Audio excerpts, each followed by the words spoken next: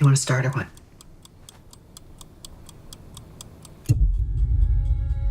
The people who make Last of Us trailers, they freaking know how to cut a good trailer. Oh my God. trailer's really good. It's a really good trailer. Did I not like that story in the game? Because I'm not feeling any of those vibes when I watch this trailer, which is, I think, it's like a version of kind of what I text. Like, well, this trailer is a banger. It is making me forget all of the storytelling problems I had with Last of Us Part 2. Patrick Klepek and I had huge issues with Last of Us Part 2, the video game, which is like a 30 to 40 hour long game.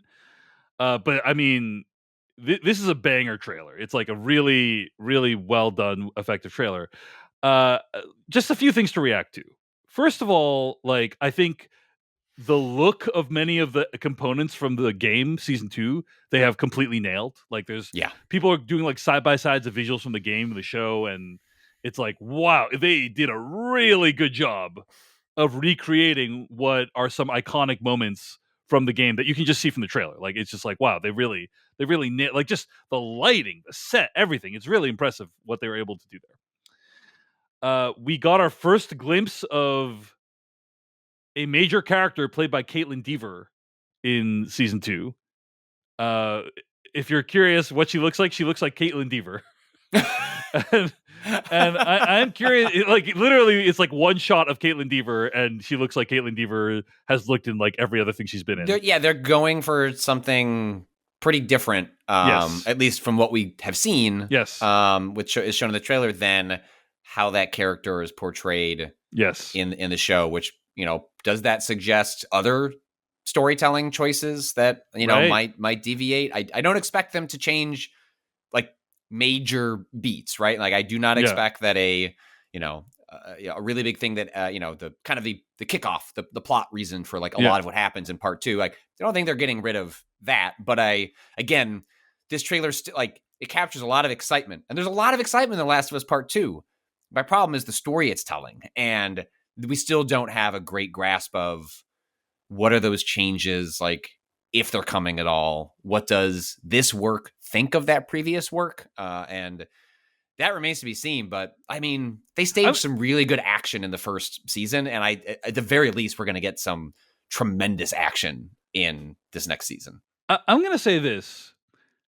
I think if The Last of Us Part 2's story from the video game was told in 10 hours, I think I would like it a lot more. I agree. In my opinion. Right? So, and here's the thing that's super intriguing is people have pointed this out. There are scenes in the trailer that appear to come from the end of The Last of Us Part 2 video game. So they've been clear that they are not adapting the entire game in a single season. So they previously said that, like, season 2, the video game Part 2, that has enough story for multiple seasons of the show. Right. But there are scenes in the trailer that seemingly are from the end of the game. So I'm like, how is that all gonna work? And so people, like, I've seen some chatter online. People are like, wait, like, that's not possible. Like, it's not possible to include. So people are basically saying it's not possible to include some of the scenes that are seen in the trailer and have the story play out in the same way. Basically. Well, but I guess the counter argument to that would be something we've talked about previously in regards to how do you adapt this work. You can't do a straightforward adaptation in the way the narrative. There's a narrative construction. I can say the Vegas is like the game is split into two halves with parallel storylines that then overlap and make all the events sort of converge and make sense. You could not do that in a television show. That's just not how. I mean, I guess you could do anything. You could do like that would be cool. Actually, it's like one episode follows one story and the other episode follows. But I guess I was thinking like season 2, one character season. Like if you were actually on the map how they did it in the game, you would essentially split character perspectives across 2 different seasons. You could do this for logistical reasons, for storytelling reasons. You would never end up doing that.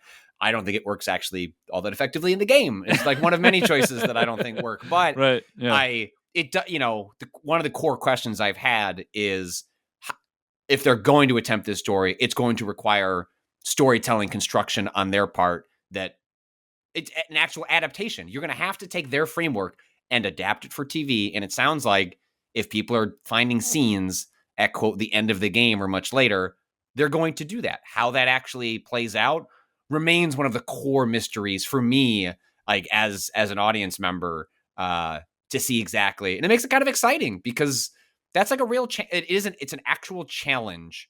Yeah. And I think it's a challenge that if done right, I keep holding out hope that there's a version of the story I end up liking quite a bit more in this form than I did in game form. I think that is possible. Do I necessarily think that's going to happen with creatives like Druckmann still involved? Like, I don't know. I don't know how long of a leash or how creative they'll get, but good trailer. Yeah. And that's kind of one of the upsides and the downsides. It cuts both ways. Is like when you have somebody like Neil Druckmann, who created The Last of Us, is still deeply involved with the show version of the property. It's going to feel like it has the same essential DNA, but then the ability of the show to dramatically depart from the video game feels much more limited. We'll see. And also it's like I will be fascinated. Like, having a creative do, is this a reinterpretation of their own work, or are they doing an or in doing the adaptation, aren't you in some ways also doing a reinterpretation of your own work? Like, what does Druckmann do with X years of hindsight and criticism and observation? Like, in many ways, what I find interesting about this as a piece of art is, what can I glean from the storyteller about what they think about that? Because he's such a polished interview. Like, I just feel like I never really gained like what did you think about the backlash? He's such a polished interviewer when AI is not writing his responses. Yeah. But you know what I mean? Like, I've never really gotten a sense of like the game was exceptionally popular, sold a ton, beloved by many, but also had a really critical core backlash to like basic storytelling components. I've never really gotten a sense of what he's thought about that. And maybe the best way to get that is actually him adapting that. Maybe none of that happens, and I'm being a little more optimistic, but I'm kind of hoping to get insight into, what did you make of what people thought about the story you told? Because it's rare that you get an opportunity to revisit it in a different medium, where in some ways you can hand wave, well, we're adapting it.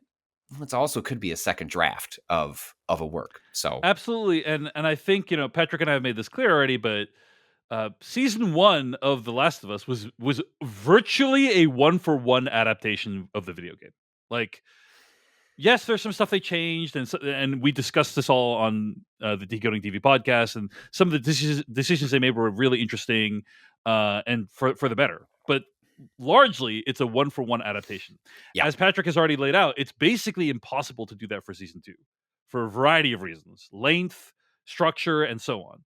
And so much harsher decisions will need to be made, and that's when I think we're really going to see like how this show is going to differentiate itself from the game, and that's pretty exciting. Hey everyone, David Chen here. Thank you so much for watching that video from Decoding TV. If you want to get an audio version of the show, all you got to do is go to podcast.decodingtv.com. And if you want to support what we do, get ad-free episodes of the podcast and also bonus episodes of the podcast, go to decodingtv.com and become a paid member. Of course, you can also like and subscribe for more. We appreciate it. Thanks. See you later.